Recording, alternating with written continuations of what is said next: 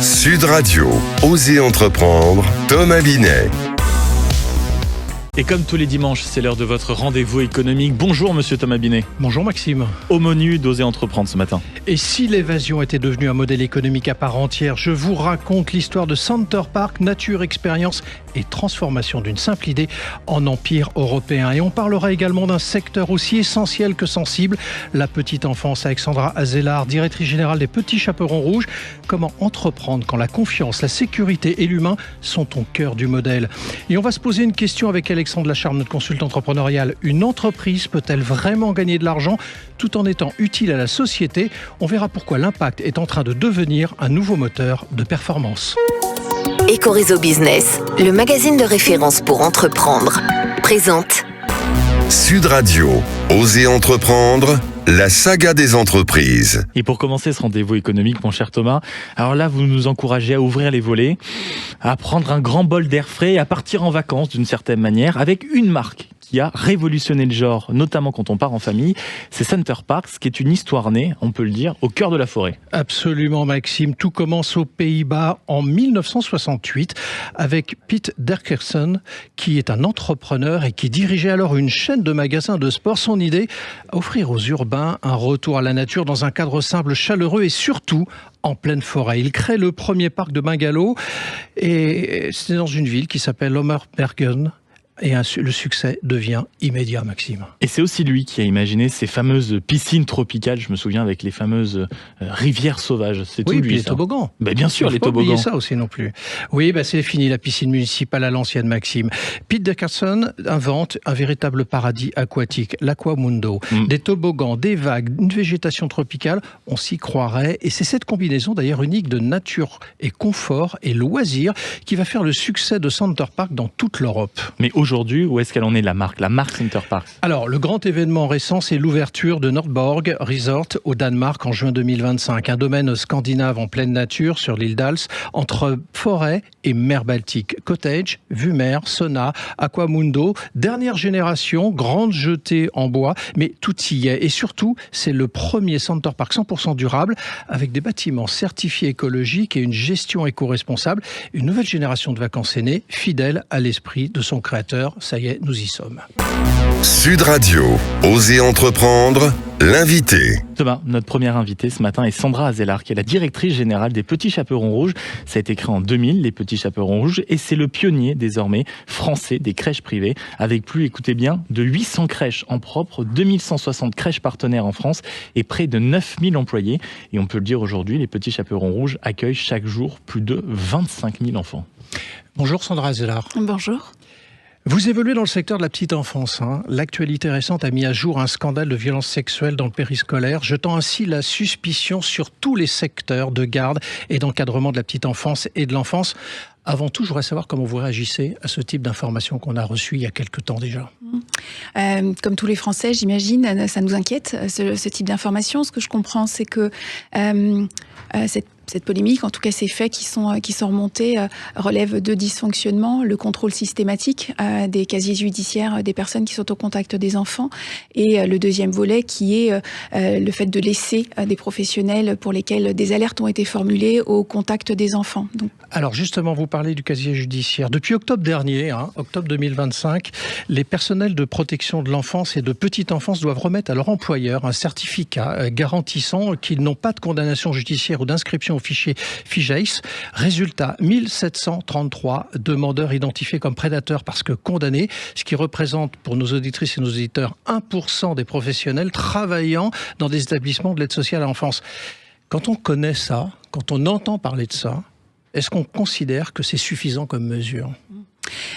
Alors au sein des Petits Chaperons Rouges, et vous le disiez en préambule, en tant qu'acteur de référence, nous avons à cœur de vérifier bien les compétences, à la fois les compétences techniques de formation des collaborateurs qui travaillent dans nos crèches, mais surtout leur habilité à pouvoir travailler au contact des enfants. Donc systématiquement, nous contrôlons la totalité des casiers judiciaires des personnes qui sont embauchées chez les Petits Chaperons Rouges. De ce fait, nous pouvons confirmer, et ce depuis plusieurs années, qu'aucune personne ayant eu une condamnation pour des faits autour de la sécurité des enfants n'est embauché chez les Petits Chaperons Rouges. Ce que vous nous confirmez ce matin, c'est que vous n'avez pas attendu octobre 2025 pour mettre en place cette mesure contrairement à ce que nous entendons dans les médias actuellement. C'est une évolution. L'attestation d'honorabilité dont vous parlez, c'est une évolution qui va un petit peu plus loin. C'est-à-dire que le casier judiciaire, il met en exergue les condamnations. L'attestation d'honorabilité, qui est une attestation qui est délivrée par le ministère de l'Intérieur, va attester à la fois qu'il n'y a pas de condamnation, mais également qu'il n'y a pas d'information ou d'enquête en cours. Donc la démarche va un petit peu plus loin, et ce qui est intéressant dans cette attestation d'honorabilité qui a été déployée à la fin de l'année 2025, c'est qu'elle est continue. Donc des mises à jour sont nécessaires, ce qui n'était pas le cas lorsque l'on faisait une demande au moment de l'embauche du contrôle de casier judiciaire. Alors avant de s'intéresser aux petits chaperons rouges, votre secteur dans sa globalité, et vous peut-être aussi en particulier, parce que vous êtes un acteur de référence, est confronté quand même à une pénurie de personnel qualifié. Est-ce une crise de vocation en fait, aujourd'hui ? C'est possible que ce soit une crise de vocation. Ce que l'on observe, c'est qu'aujourd'hui, le secteur de la petite enfance, c'est environ 450 000 places en crèche. Il nous manque aujourd'hui 10 000 professionnels de la petite enfance. C'est-à-dire qu'on a une carence sur le secteur de 200 000 places. Donc en France, pour accueillir l'ensemble des enfants qui souhaiteraient avoir, en tout cas être accompagnés dans une crèche, il manquerait 200 000 places. Pour pourvoir ces 200 000 places, nous avons besoin de professionnels. Et aujourd'hui, sur le secteur de la petite enfance, il manque à date 10 000 professionnels, et dans les années à venir, nous allons avoir un départ massif des assistantes maternelles à hauteur de 150 000, ce qui va encore creuser ce déficit de place. Mais la raison profonde, est-ce que c'est pas un problème de nature du travail, de salaire, peut-être autre chose ? Concrètement, qu'est-ce qui explique cette situation ? Alors, choisir la vocation, je parle bien de vocation, mais la vocation des métiers de la petite enfance, c'est avant tout une aptitude, une appétence humaine. C'est une vraie vocation, c'est un métier de sens et de mission.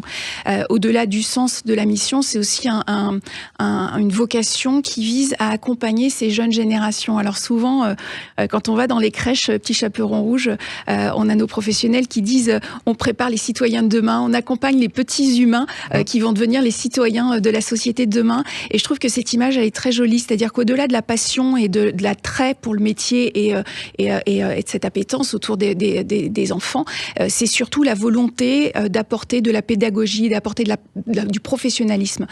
Dans les crèches, les Petits Chaperons Rouges, vous avez des éducateurs de jeunes enfants qui sont formés pendant plus de 3 ans. Vous avez des auxiliaires de puériculture, vous avez des assistants de puériculture, vous avez des infirmières, vous avez des psychologues, vous avez énormément de professionnels qui entourent l'enfant. Et il est vrai que les conditions de travail sont aussi à prendre en compte. Et c'est là tout l'enjeu que l'on a pour à la fois susciter des vocations, mais aussi intégrer cette nouvelle génération qui rentre sur le marché du travail, qui a aussi d'autres aspirations, l'équilibre vie pro, vie personnelle par exemple. Vous parliez du salaire, mais il y a bien d'autres dimensions à prendre en compte. Est-ce qu'elles sont dans un bon environnement ? Est-ce que la notion de pédagogie autour des enfants est conforme à ce qui les a fait choisir ce métier ? Et il y a surtout l'organisation autour du temps de travail. Et c'est quelque chose que l'on travaille beaucoup. Sandra Azelard, on a parlé de l'encadrement. Je voudrais qu'on passe du côté des parents. Malgré tout ce que vous venez de dire, on observe quand même que les nouvelles générations s'interrogent sur le fait d'avoir des enfants. Donc ça veut dire, est-ce que c'est pas aussi une problématique pour demain, pour votre secteur d'activité, d'avoir un reflux, effectivement, par rapport à cette situation que vous connaissez aujourd'hui ? Parce que vous dites qu'il manque des places, mais ce ne sera peut-être pas le cas dans quelques années. Alors tous les politiques se sont pris du sujet et nous en sommes ravis. Effectivement, il y a une baisse de natalité ces dernières années. Ce qu'il est important d'analyser, ce sont les raisons pour lesquelles ces jeunes générations souhaitent avoir de moins en moins d'enfants. Il y a bien évidemment la notion économique du logement. Lorsque l'on a un enfant, le premier enfant est rarement un sujet, c'est surtout le deuxième enfant qui devient un sujet, parce qu'il faut une chambre supplémentaire, un logement plus important, il faut être garanti d'avoir une place en crèche, un mode de garde, avec un pouvoir d'achat qui doit s'adapter. C'est un vrai sujet de société, bien plus important que l'âge de départ en retraite. Nous avons, au sein des Petits Chaperons Rouges, comme acteurs de référence, un rôle à jouer par rapport à ça. À la fois, et j'insiste dessus, sur notre capacité à proposer des places en quantité suffisante pour tous ces jeunes qui voudraient s'orienter vers la natalité, parce que ça reste la première source d'anxiété l'anxiété des jeunes parents ou des futurs parents qui est est-ce que je vais trouver un mode de garde, est-ce que je vais devoir sacrifier un certain nombre de pans de ma vie personnelle parce que je n'aurai pas de mode de garde. Sandra Zellard, ma dernière question pour vous ce dimanche matin. Vous avez un impact énorme sur les premières années de la vie d'un enfant par définition. Comment on peut faire cohabiter le statut d'entreprise avec le statut d'éducateur et d'acteur éducatif ? Jamais un être humain n'évolue autant que pendant ses 3 premières années de vie. Donc vous avez parfaitement raison, il acquiert des aptitudes, des compétences de motricité, de langage, de vie en collectivité, de la conscience de soi. Et c'est une période qui est très très importante. C'est la raison pour laquelle l'enfant doit être encadré, doit être entouré par des professionnels de la petite enfance qui vont justement l'aider à se développer, à l'éveiller tout au long de ces 3 premières années. Beaucoup d'activités, et d'ailleurs lorsque l'on va en crèche, souvent les professionnels nous disent on ne s'amuse pas avec les enfants, on joue avec eux, mais lorsque l'on joue avec eux, c'est toujours dans un intérêt pédagogique et on est sans cesse en train d'essayer de mettre en place des pratiques, des activités pour accompagner l'enfant. La pâte à modeler, par exemple, si je devais vous donner un exemple, lorsque l'on joue avec de la pâte à modeler, vous pourriez très bien vous dire que c'est une activité assez basique. Le fait de pouvoir manipuler la pâte à modeler, de faire des petites spirales, c'est préparer la motricité des doigts au fait de tenir le stylo et de préparer l'enfant à l'école. Donc il y a une vraie mission d'intérêt. Donc c'est pas incompatible. Ça n'est absolument pas incompatible. C'est une mission d'intérêt public et social, bien évidemment. Merci à vous. Merci. Merci beaucoup Sandra Zellard d'être passée du côté d'Oser Entreprendre. Et je rappelle donc que vous êtes la directrice des Petits Chaperons Rouges. Merci à vous. Sud Radio, Oser Entreprendre, les essentiels de l'entrepreneuriat. Thomas, pour clore ce premier rendez-vous, nous sommes avec Alexandre Lacharme, entrepreneur, business angel et consultant entrepreneurial pour cette émission. Et vous allez, avec lui, nous parler d'entrepreneuriat et surtout d'utilité sociale. Absolument, Maxime. Alors Alexandre, aujourd'hui, on parle beaucoup d'entreprises qui veulent changer le monde. Ça me rappelle l'ancien LibDop de l'UMP. Ça, c'est pour un temps que les moins de 20 ans ne peuvent pas avoir en mémoire. Sinon, OSS, changer le monde, vous êtes bien gentil, mais vraiment, on y va chez le coiffeur. D'abord. Mais au fond, est-ce qu'on peut vraiment être à la fois utile à la société et rentable, Alexandre ? Eh bien, pendant longtemps, on a opposé les deux. D'un côté, les entreprises qui cherchent la croissance, de l'autre, celles qui poursuivent une mission sociale. Mais aujourd'hui, cette frontière devient de plus en plus floue. Alors, pour quelle raison, justement ? Eh bien, parce que les attentes de la société ont changé. Les consommateurs, les salariés et même les investisseurs regardent de plus en plus l'impact des entreprises. Un chiffre l'illustre bien, près de 8 Français sur 10 estiment que les entreprises doivent jouer un rôle dans la résolution des problèmes sociaux, selon les observateurs. Donc l'entreprise est devenue un acteur sociétal ? Eh bien absolument, et pour les entrepreneurs, cela change beaucoup de choses, car aujourd'hui, il ne s'agit plus seulement de vendre un produit ou un service, il faut aussi démontrer et défendre une utilité et un impact social. Mais j'imagine que l'équilibre n'est pas si simple que ça à obtenir. Effectivement, parce qu'une entreprise qui se donne une mission sociale accepte souvent plus de contraintes, des exigences réglementaires plus fortes, parfois des marges plus faibles et une pression accrue sur la qualité du service. Donc on marche sur une ligne de crête, si je vous écoute bien, avec tous les risques que cela suggère. Vous avez raison. De plus en plus d'entrepreneurs défendent l'idée que la réussite d'une entreprise se mesure désormais autant à son impact social sur la société qu'à sa rentabilité. Ce que nous disait notre invité il y a quelques instants. Merci à vous, Alexandre. Merci beaucoup. Et puis nous deux, mon cher Thomas, on se retrouve dans une poignée de secondes pour Oser Investir. Sud Radio, Oser Entreprendre, Thomas Binet.